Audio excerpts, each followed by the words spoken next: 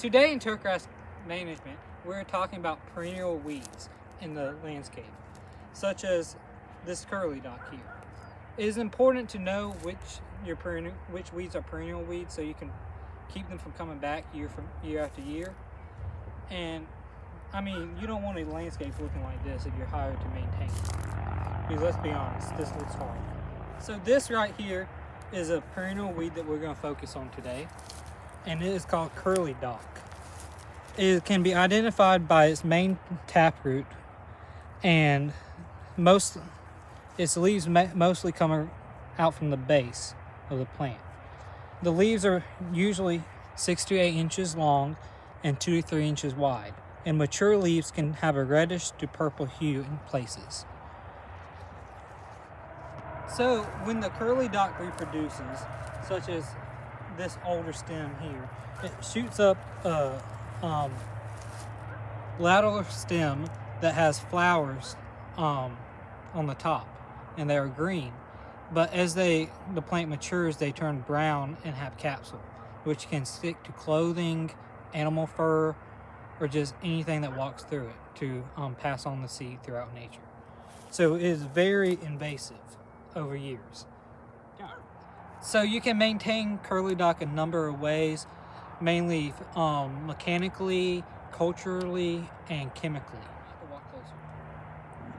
So chemically, you can maintain and regulate your yard free of curly dock with non-selective herbicides or selective herbicides.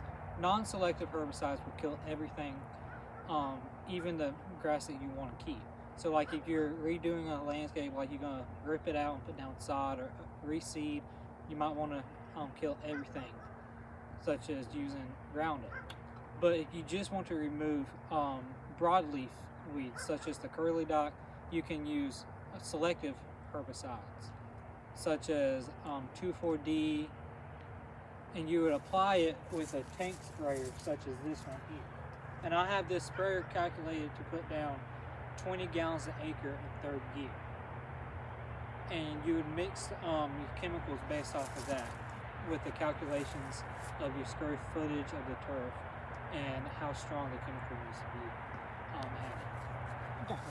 So culture and maintenance of the landscape would just involve maintaining the landscape regularly, mowing it at a desired height, such as 3.5, and for that you use like a 0 turn or just a regular riding lawnmower or push mower or weed eater, because curly dock likes to mainly grow in untamed yards like pastures and stuff like that.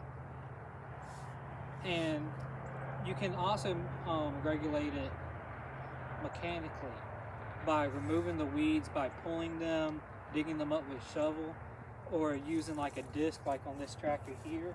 When you start over with a new landscape, you can disc the curly dock into the ground, and over time it'll rot.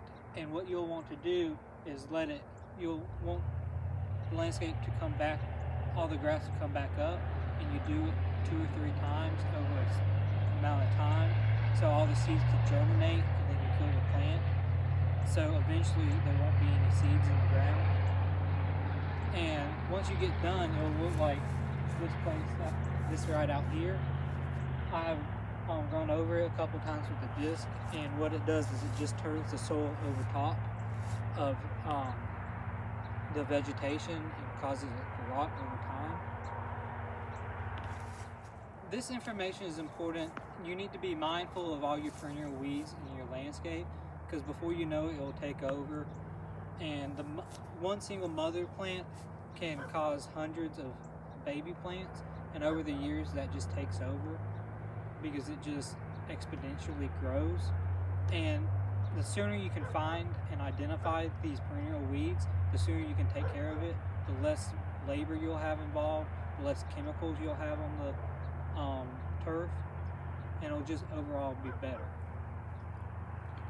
Okay, thank you for joining us today as we discuss the importance of curly dock and how you can maintain your landscape better. We look forward to helping you with other weed identification and management. Stay tuned for more details later.